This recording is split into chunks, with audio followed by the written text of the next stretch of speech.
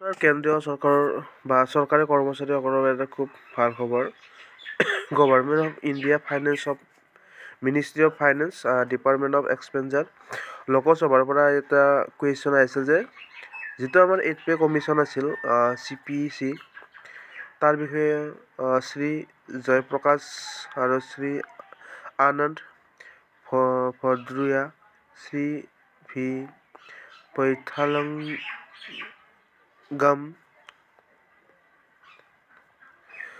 আৰু ইয়াতে দেখাইছে যে whether 7 Central Pay Commission CPC for Central Government Employees was constituted in February 2013 যে কেতিয়া মানে কেনেকৈ প্ৰশ্ন সুধিছিল যে 8 পে কমিশ্যন বা 7 পে কমিশ্যনৰ আচলতে যিসকল চেণ্ট্ৰেল গভৰ্ণমেণ্ট এমপ্লয়িজ আছিল সেইসকল মানে কি ফেব্ৰুৱাৰীৰ পৰা 2013লৈকে সেই কৰিছিল আৰু ইফ যদি so' the reason for not constituting with CPC so far when after more than 10 years of constitution of 7 CPC and ignoring the unprecedented price, risk, cost of living and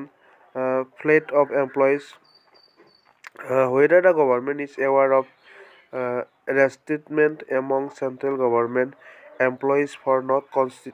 constituting the 8 CPC and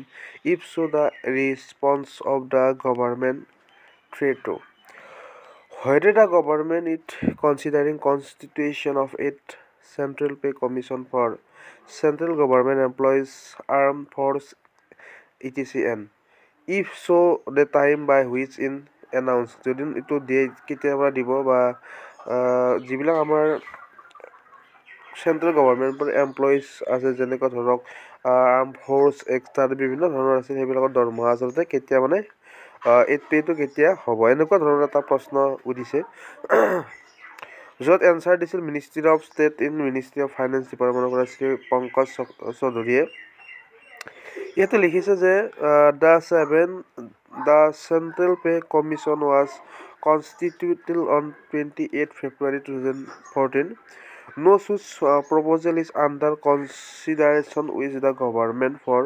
constitution of English Central Pay Commission for the central government employees at present. Does not exist. এইখিনি কথা লোকসভাত উল্লেখ হৈছে তো এইখিনি কথা এটা শেহতীয়াকৈ এটা আপডেট যিসকল আমাৰ চৰকাৰী কৰ্মচাৰী বা গভৰ্ণমেণ্ট কৰ্মচাৰীসকল তেওঁলোকৰ বাবে এটা খুব ভাল খবৰ এইটো আহিছে তো ভিডিঅ'টো ভাল লাগিলে শ্বেয়াৰ আৰু সাবস্ক্ৰাইব কৰক ধন্যবাদ।